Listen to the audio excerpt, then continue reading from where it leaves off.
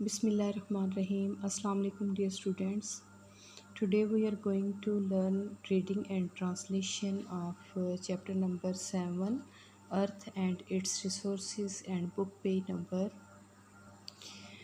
86। इससे पहले हम एयर और सॉइल के बारे में पढ़ रहे थे।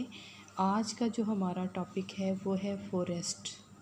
The part of the earth that is completely covered with trees is called a forest। ये इसकी डेफिनेशन भी है कि ज़मीन का वो हिस्सा जो मुकम्मल तौर पर ढका हुआ है दरख्तों से वो फॉरेस्ट कहलाता है। Forest not only provide us timber, जो जंगलात हैं ये ना सिर्फ हमें लकड़ी मुहैया करते हैं but are also natural habitat for animals, बल्कि ये जानवरों की कुदरती पनाहगाहें भी हैं। They also provide us fresh and oxygenated air, ये हमें ताज़ा और ऑक्सीजन से भरपूर हवा देते हैं। Forest cover 5.2% of the total area of Pakistan, कि पाकिस्तान का तकरीबन 5.2% हिस्सा जो है वो कवर है जंगलात से। Pakistan's largest natural forest is located in the city of Ziarat in Balochistan province, कि सबसे बड़ा जो जंगल है कुदरती जंगल जो है वो शहर ज़ियारत जो कि बलूचिस्तान प्रोविंस का शहर है उसमें वाक़या है। नेचुरल ऑयल, कुदरती तेल। क्रूड ऑयल फाउंड अंडरग्राउंड, खाम तेल मिलता है ज़मीन की तह से या उसके अंदर से। Is a major source of energy for humans, इंसानों के लिए बहुत बड़ा ज़रिया है तवानाई का। We use this oil as fuel in vehicles and other means of transport, हम इस ऑयल को इस्तेमाल करते हैं ईंधन के तौर पर गाड़ियों में और दूसरे जो ज़राए हैं आमदोरफ्त के उनमें। We also generate electricity by burning this oil, इस ऑयल को जलाकर हम बिजली भी पैदा करते हैं। For your information, we produce kerosene oil, petrol, diesel, engine oil, grease, petroleum jelly and तारकोल from crude oil which we get from earth. Crude oil से ये सारी ऑयल प्रोडक्ट्स हम बनाते हैं और वो ऑयल जो कि हमें ज़मीन से मिलता है। नेचुरल गैस, कुदरती gas. Natural gas obtained from the earth is used for heating and to generate electricity, कि ये बिजली बनाने के लिए और हिरारत के लिए जलाने के लिए इस्तेमाल होती है। Natural gas is used as a fuel for cooking in homes, ईंधन के तौर पर घरों में खाना पकाने के लिए इस्तेमाल किया जाता है इसको। It is also used to make fertilizers, और इसको इस्तेमाल किया जाता है बनाने के लिए फर्टिलाइज़र्स या खादें।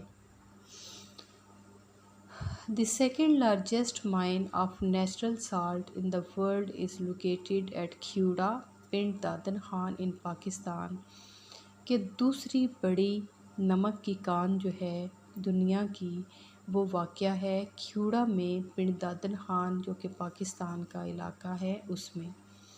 Minerals, मादनियात। The solid non-living chemicals present in the earth are called minerals, कि ठोस किस्म के बेजान या नॉन लिविंग जो केमिकल्स हैं जो मौजूद हैं ज़मीन में वो मिनरल्स या मादनियात कहलाते हैं। They are obtained by digging the earth, digging खोद कर, ये हासिल किए जाते हैं ज़मीन को खोद कर।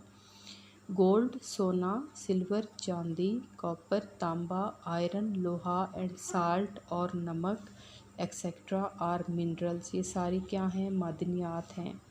दे are use to make many items such as wires, इनको इस्तेमाल किया जाता है बहुत सारी चीज़ें बनाने में जैसा कि तारें, कॉइन्स, सिक्के, ज्वेलरी एंड यूटेंसिल्स और बर्तन वगैरह।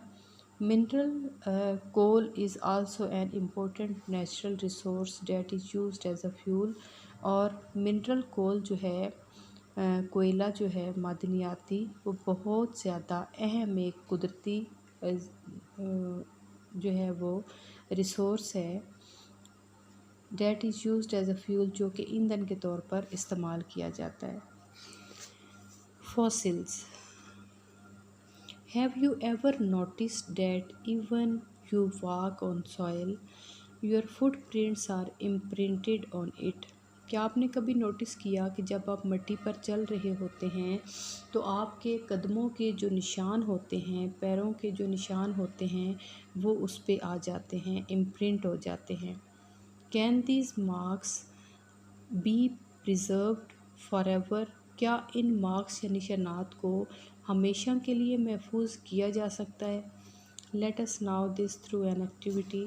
यहाँ पे एक एक्टिविटी है, make a mixture in a pot by adding water into 1 part cement and 2 parts sand. क्या आपने एक मिक्सचर बनाना है जिसमें एक हिस्सा सीमेंट होगा, 2 हिस्से रेत होगी। Now level the surface of this mixture. अब आपने इस मिक्सचर को जो सरफेस है उसको लेवल कर देना है, मतलब उसको हमवार कर देना है। Make your foot print on it. अपने फुट प्रिंट को उस पर लगाएं या अपना पैर उस पर रखें फुट प्रिंट के तौर पर, and leave it for a week. और उसको एक हफ्ते के लिए छोड़ दें। उसके ऊपर ही नहीं रखना, फुट प्रिंट लगाने के बाद फिर उसको छोड़ देना है। You will notice that the mixture in the pot has become solid. आप ये देखेंगे कि जो मिक्सचर था पॉट में वो बिल्कुल ठोस हो गया है, एंड टर्न इनटू स्टोन, और वो बिल्कुल पत्थर सा बन गया है। Your foot print is also preserved in it. आपका जो फुट प्रिंट था वो भी उस पर महफूज हो गया है। थाउजेंड्स ऑफ ईयर्स अगो, हज़ारों साल पहले, there were many organisms that do not exist in this world now. बहुत सारे ऐसे जानदार थे जो कि मौजूद थे और अब इस दुनिया में नहीं हैं। But their imprints or remains are found under rock soil and sea. लेकिन इनके जो इम्प्रिंट्स हैं या इनके जो निशानात हैं, बाकियात हैं, वो मौजूद हैं चट्टानों में, मिट्टी में और समंदरों में। These imprints or remains are called fossils. ये डेफिनेशन भी है फॉसिल्स की कि ये जो रिमेन्स या इम्प्रिंट्स हैं इनको हम फॉसिल्स कहते हैं। जैसे यहाँ पे ये सारे फॉसिल्स हैं। यहाँ पे अगेन एक जो है वो एक्टिविटी दी गई है जिसको जो है वो प्लास्टर ऑफ पेरिस और मुख्तलिफ़ चीज़ों से जो है वो बनाया गया है। इसको आपने देखना है और ये बिल्कुल इसी तरह से है जैसे हमने ये की है। नॉन रीन्यूएबल रिसोर्सेज, ऐसे रिसोर्सेज जो दोबारा से रीन्यूएबल नहीं हो सकते। Some natural resources such as coal, petrol, diesel and natural gas take millions of year to form. कि ये जो नेचुरल रिसोर्सेज हैं जैसे कोयला है, पेट्रोल है, डीजल है, कुदरती गैस है, ये लाखों साल लेते हैं बनने में। Such limited resources are called non renewable resources. ये जो महदूद वसाइल हैं हमारे पास ये कहलाते हैं renewable, non renewable resources. Once they are use they can not be replaced easily. एक दफ़ा ये इस्तेमाल हो गए तो आसानी से ये रिप्लेस नहीं हो सकते। रीन्यूएबल रिसोर्सेज, ऐसे रिसोर्सेज जो कि रीन्यू हो सकते हैं। Those unlimited resources which can be replaced after use are called renewable resources। जो दोबारा से renewable हो सकते हैं। Air, water, soil, forest and solar energy are renewable resources. ये दोबारा से पैदा हो सकते हैं। Some of these resources are also used as fuel substitutes के ऐसे कुछ रिसोर्सेज हैं जो कि फ्यूल के तौर पर भी उसका सब्सटीट्यूट या मुतबादल होते हैं। Effect of human activities on natural resources, इंसान की जो सरगर्मियां हैं उनके असरात कुदरती वसाइल पर। The lavish use of natural resources is causing irreparable damage to our environment. कि बहुत ज़्यादा जो इस्तेमाल है इन कुदरती वसाइल का वो वजह बन रहा है बहुत ज़्यादा नुकसान की हमारे माहौल की। ग्रोइंग पॉपुलेशन, बढ़ती हुई आबादी, excessive use of fossil fuels, बहुत ज़्यादा जो इस्तेमाल है हयातियाती जो हमारे पास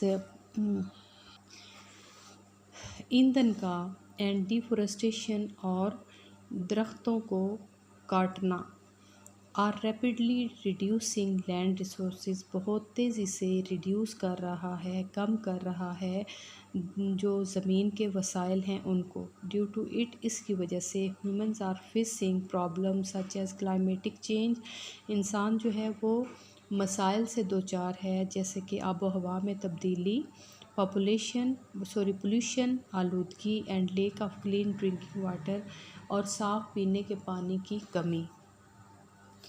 if we do not use natural resource carefully, अगर हम इसका इस्तेमाल या कुदरती वसाइल का जो इस्तेमाल है इसको हम एहतियात से नहीं करेंगे, दैन स्टेज विल कम, तो तब एक ऐसा स्टेज आएगा when renewable resources like trees, animal, soil, water and air will also run out और विल बिकम अनयूजेबल, कि एक वक्त ऐसा आएगा कि ये जो रीन्यूएबल रिसोर्सेज हैं, जैसे कि दरख्त हैं, जानवर हैं, मिट्टी है, पानी है, हवा है, ये भी जो है ये हमारे से ख़त्म हो जाएंगे और ये इस्तेमाल के काबिल नहीं होंगे।